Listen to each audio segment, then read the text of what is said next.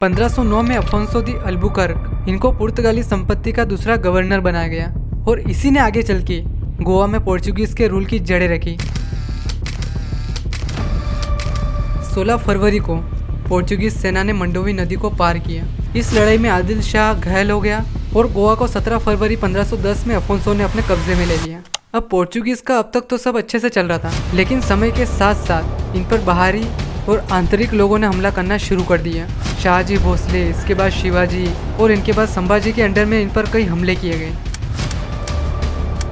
लेकिन 20वीं सदी की शुरुआत में पोर्चुगीज रूल के खिलाफ एक विद्रोह शुरू हुआ और ये शुरुआत की क्रिस्टियाओ दे ब्रेगेन का कुन्हा ने, जो कि खुद एक पोर्चुगीज है। लेकिन इन विद्रोह करने वालों को पोर्चुगीज ने पकड़ लिया और उन्हें रस्सियों से बांधकर 40 किलोमीटर तक घोड़ों से घसीटा गया, जिसके बाद उनके हाथ काट दिए गए, सिर धड़ से अलग कर दिया गया और उनकी सारी प्रॉपर्टीज जब्त कर ली गई। वास्को डिगामा का दल 8 जुलाई 1497 को लिस्बन से रवाना हुआ, जिसमें 4 जहाज थे, जिसको वास्को डिगामा, उनके भाई पाउलो डिगामा, निकोलाउ कोइलो और गोंसालो नून्स कमांड कर रहे थे।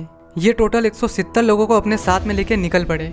इस ग्रुप में पोर्चुगल के सबसे बेहतरीन नेविगेटर्स थे Pedro de Alenquer, Pedro Escobar, João de Coimbra और अफोंसो गोंसाल्वेस। ये जहाज केप के चक्कर लगाते हुए साउथ ईस्ट अफ्रीका के तट पर आगे बढ़े।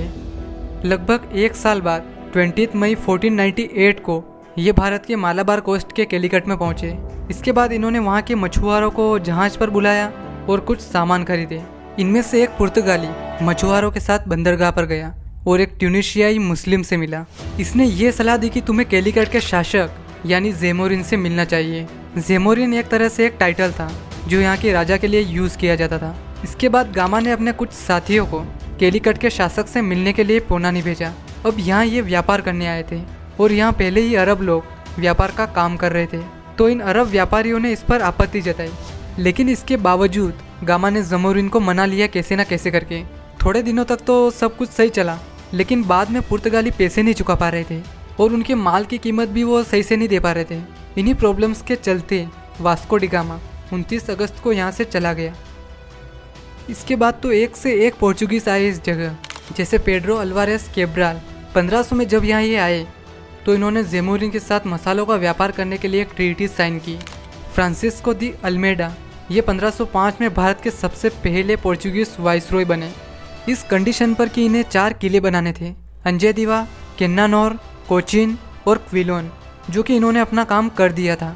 1509 में अफोंसो दी अल्बुकर्क इनको पुर्तगाली संपत्ति का दूसरा गवर्नर बनाया गया और इसी ने आगे चल के गोवा में पोर्चुगीज के रूल की जड़ें रखी। अब यहाँ पर गवर्नर बनने के बाद इसका इरादा था कैलीकट से जेमोरिन को हटाना, इसलिए इसने अपने कुछ लोगों को इकट्ठा किया और इसने वहाँ पर हमला कर दिया। जैसा कि सोचा गया था वैसा ही हुआ। इसने महल पर कब्जा कर लिया और शहर में कई जगह आग लगा दी। लेकिन इससे हुआ क्या कि जेमोरिन की जो सेना थी वो एकजुट हो गई और इन्होंने अफोंसो पर हमला कर दिया, जिससे वो घायल हो गया और वो यहाँ से अपनी सेना के साथ वापस चला गया। अब अफोंसो को ये समझ आ गया था कि अगर पुर्तगाली को हिंद महासागर में अगर व्यापार करना है तो सबसे पहले अदन, होर्मुज और मलक्का इन 3 जगहों पर कंट्रोल करना होगा। अदन में व्यापार अरब करते थे, होर्मुज पर फारसी और मलक्का पर मुस्लिम मलय। इसने जनवरी 1510 में कैलीकट पर हमला किया, लेकिन ये फेल हो गया। इस हमले के तुरंत बाद अफोंसो ने कोचिन में अपने सैनिकों को फिर से इकट्ठा किया और एक नए अभियान का प्लान बनाया, स्वेज पर हमला करना, जो कि लाल सागर में यहाँ है। क्योंकि अफोंसो को ऐसा लग रहा था कि स्वेज में रहने वाले मामलुक्स जो हैं वो पुर्तगालियों के खिलाफ भारत में हमला करने वाले हैं। इन्होंने 23 जहाज, 1200 पोर्चुगीज सैनिक, 400 पोर्चुगीज सेलर्स, कोचिन से 220 मालाबारी सहायक और 3000 लड़ाकू जो कि इनके दास थे, इनको तैयार किया। यह अभियान जनवरी 1510 के आखिर में लाल सागर के लिए रवाना हो गया। इसी सफ़र में अफोंसो तिमोजी से मिला। तिमोजी जो कि एक समुद्री डाकू है जो विजयनगर एम्पायर और पोर्चुगीज एम्पायर के लिए काम करता है। तिमोजी ने अफोंसो से कहा कि लाल सागर की ओर जाना ज़्यादा खतरनाक होगा, आपका ये फैसला पूरी तरह गलत है। अब हुआ यूँ कि 1509 में ममलुक सल्तनत, Ottoman empire, republic of Venice, republic of Ragusa, Gujarat सल्तनत और कैलीकट साम्राज्य ने पोर्चुगीज पर हमला किया था, जिसमें जीत पोर्चुगीज की हुई थी। अब इस बैटल में ममलुक के जो जहाज टूट गए थे, इनको बीजापुर के सुल्तान यूसुफ आदिल खान ने फिर से ठीक करवा दिया और यही जहाज 1510 में पोर्चुगीज के खिलाफ निकल पड़े। अब इधर गोवा को डिफेंड करना भी मुश्किल हो गया था क्योंकि यूसुफ की हाल ही में डेथ हो गई थी और इसके उत्तराधिकारी इस्माइल आदिल शाह अभी यंग थे और इन्हें इतना अनुभव भी नहीं था। और तिमोजी ने यह प्रस्ताव रखा कि स्वेज पर हमला करने के बजाय पहले गोवा पर हमला करना ठीक होगा और इन्होंने अफोंसो को मना भी लिया और फिर इन्होंने गोवा पर हमला करने का सोचा। 16 फरवरी को पोर्चुगीज सेना ने मंडोवी नदी को पार किया जिसमें तिमोजी ने अपने 2000 सैनिक भेजे पोर्चुगीज की सेना में। इस लड़ाई में आदिल शाह घायल हो गया और गोवा को 17 फरवरी 1510 में अफोंसो ने अपने कब्जे में ले लिया। लेकिन ज़्यादा देर तक नहीं क्योंकि आदिल शाह ने फिर से अपनी सेना को एकजुट किया और पोर्चुगीज के खिलाफ एक सरप्राइज अटैक किया और इसमें पोर्चुगीज हार गए और फिर से गोवा आदिल शाह की मुट्ठी में आ गया। लेकिन अफोंसो 25 नवंबर को सेना के साथ वापस लौट आया और इन्होंने एक ही दिन में पोर्चुगीज जहाज़ों की सारी तोपें और बाकी सारी चीज़ों पर फिर से कब्जा कर लिया। इस्माइल आदिल शाह और उनके इजिप्ट के मामलुक अलाइस ने 10 दिसंबर को फॉर्मली गोवा को अफोंसो के हाथों में दे दिया, यानी आत्मसमर्पण कर दिया। गोवा पर अपना कब्जा करने के बाद इन्होंने यहाँ सबसे पहले पोर्चुगीज कॉलोनी बनाई। इसने अपने सैनिकों को यहाँ बसाया और यहाँ की महिलाओं से उनकी शादी कराई। 16वीं शताब्दी के मध्य तक गोवा में लगभग 2000 मैरिड मैन थे। इसने सती प्रथा को भी बंद करा दिया और आदिल शाह ने जो भी टैक्सेस लगा रखे थे वो भी सब बंद करा दिए गए। इसकी जो पॉलिसीज थी वो उसके लोगों के लिए तो फायदेमंद थी, साथ ही साथ वहाँ के लोकल जो रहने वाले थे उनके लिए भी फायदेमंद थी। अब छोटे से छोटे और गरीब से गरीब इंसान को भी न्याय मिल रहा था, जो कि ऐसा आदिल शाह के समय में नहीं था। और 1511 से लेकर 1515 तक पुर्तगालियों ने दमन, दीव, बेसिन और मालाबार तट के कई हिस्सों को अपने कब्जे में कर लिया। और जब 1515 में अफोंसो की डेथ हुई तो वहाँ के हिंदुओं ने भी इस पर शोक जताया। नौसा सेनहोरा द सेरा आश्रम में जहाँ इसका मकबरा था उसको हिंदुओं ने तीर्थ स्थल बना लिया और वे वहाँ रोज़ फूल चढ़ाने लगे। जब भी न्याय की बात होती तो वहाँ जाके प्रार्थना की जाती। अब पोर्चुगीज का अब तक तो सब अच्छे से चल रहा था, ये अपना साम्राज्य लगातार बढ़ा रहे थे और ट्रेड वगैरह भी सब अच्छे से चल रहा था। लेकिन समय के साथ साथ इन पर बाहरी और आंतरिक लोगों ने हमला करना शुरू कर दिया, जैसे कि 17वीं और 18वीं शताब्दी तक मराठों के हमले, शाहजी भोसले, इसके बाद शिवाजी और इनके बाद संभाजी के अंडर में इन पर कई हमले किए गए। और बाद में पेशवा बाजीराव ने तो इनकी कई टेरिटरीज को अपने कब्जे में भी कर लिया। वो तो गोवा बच गया क्योंकि इनके और मराठों के बीच संधि हो गई। इसके अलावा डच ने और मुगलों ने भी इन पर कई बार हमले किए। और जब ब्रिटिशर्स इंडिया में आए और इन्होंने यहाँ अपना रूल शुरू किया तो इन्होंने भी गोवा पर डायरेक्ट रूल नहीं किया, इन्होंने इनडायरेक्टली रूल किया, यानी ये खुद कुछ नहीं करते थे। इन्होंने ट्रेड पर भी अपना कंट्रोल कर लिया, जिससे गोवा की इकोनॉमी पर भी बहुत असर पड़ा।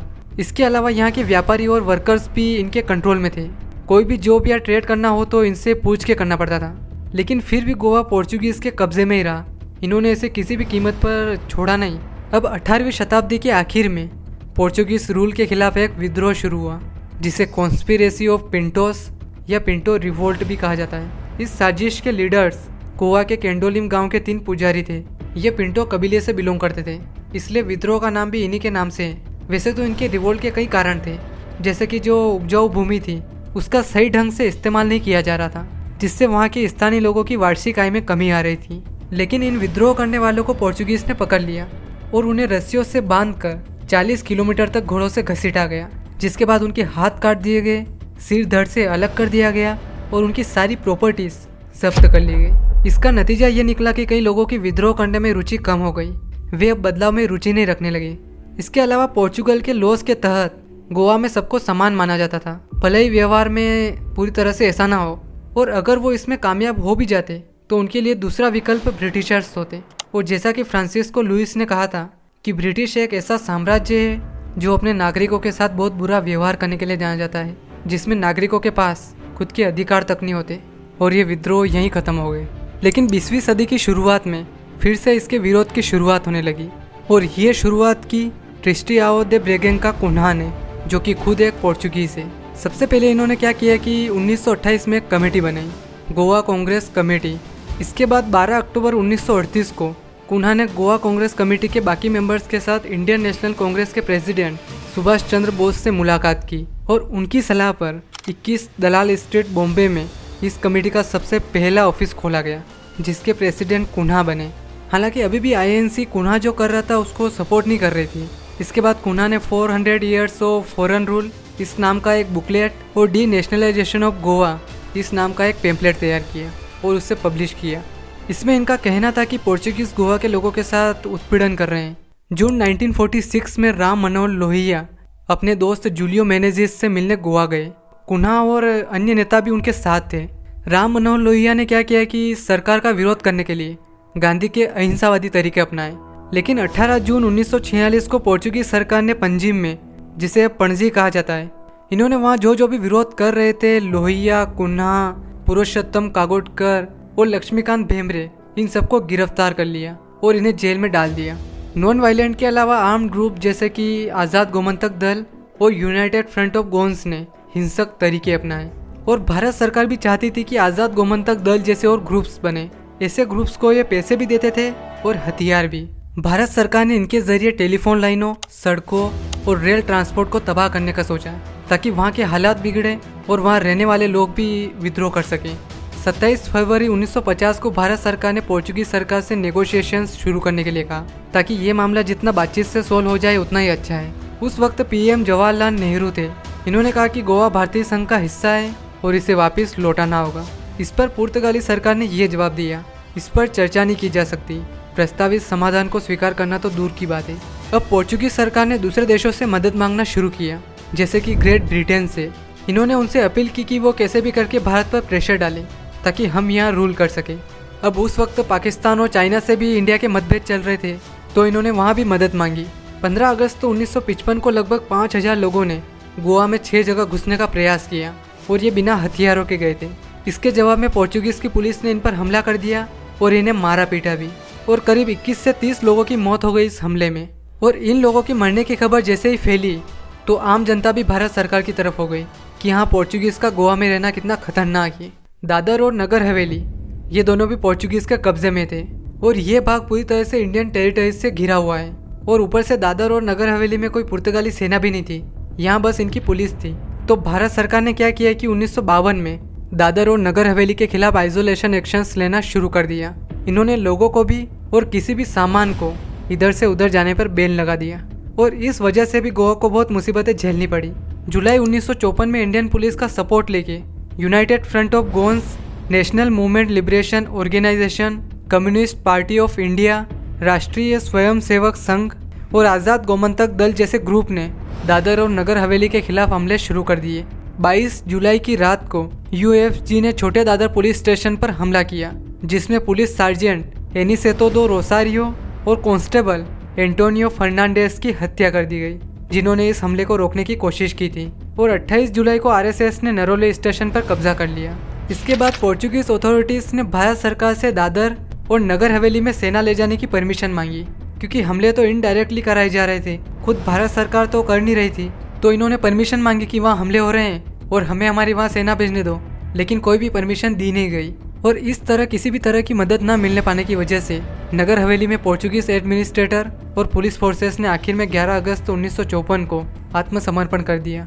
वीके कृष्ण मेनन, जो कि उस वक्त भारत के डिफेंस मिनिस्टर थे, इन्होंने मिलिट्री एक्शन शुरू करने और जो भी टेरिटरीज दूसरों के कब्जे में थी उन पर कब्जा करने का ऑर्डर दिया। मेजर जनरल कुन्हीरमन पलट ने 17th इन्फेंट्री डिवीजन को कमांड किया और ब्रिगेडियर सगत सिंह ने 50th पैराशूट ब्रिगेड को।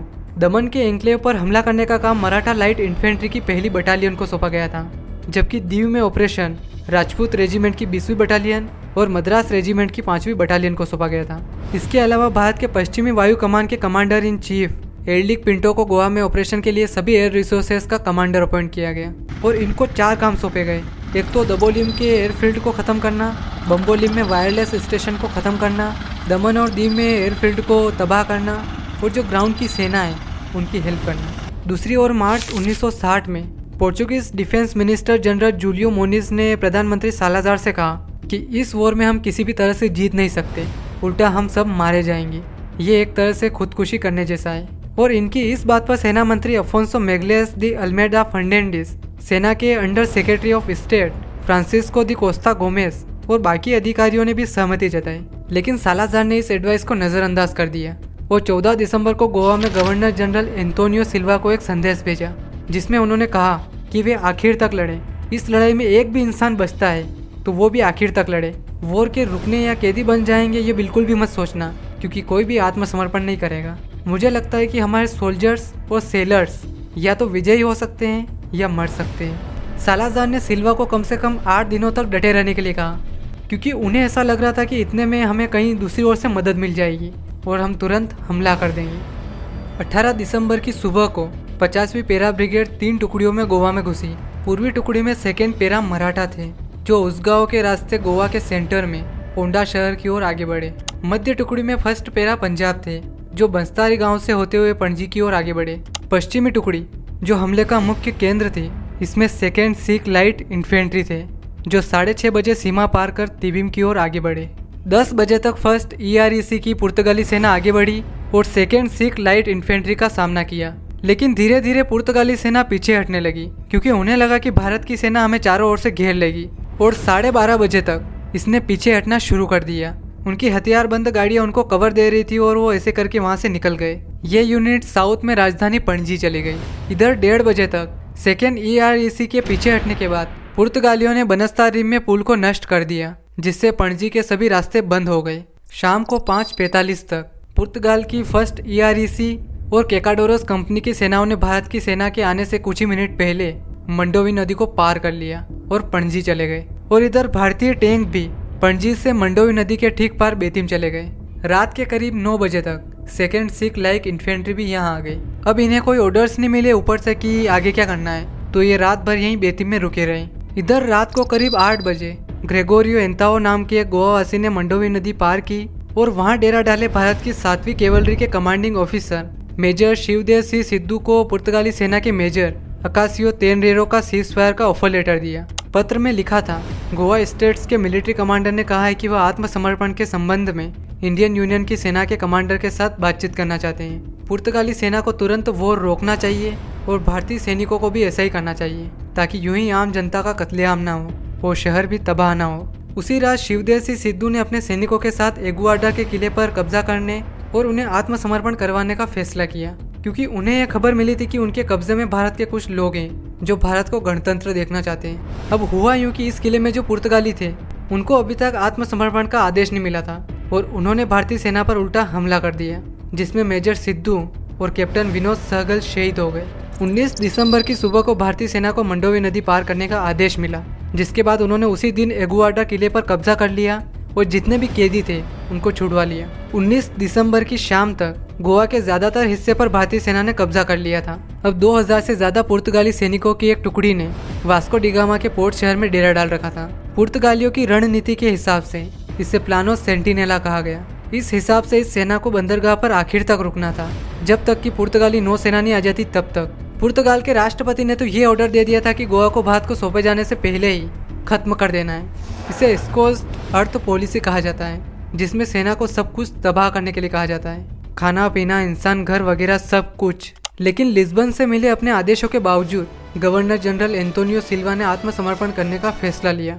बाद में उन्होंने गोवा को नष्ट करने के आदेश को सेक्रिफिसियो इनूटिल कहा, यानी एक यूजलेस सेक्रीफाइस। अपने अधीन सभी पुर्तगाली सेनाओं को भेजे गए एक संदेश में उन्होंने कहा, मोरमुगाओ प्रायद्वीप की सुरक्षा पर विचार करने के बाद दुश्मन की हवाई, नौसैनिक और जमीनी गोलाबारी से और बलों और संसाधनों के बीच अंतर पर विचार करने के बाद स्थिति मुझे वास्को दी गामा के निवासियों के जीवन का बड़ा बलिदान दिए बिना लड़ाई जारी रखने की अनुमति नहीं देती है। इसलिए मैंने अपनी देशभक्ति के साथ दुश्मन से संपर्क करने का फैसला किया है।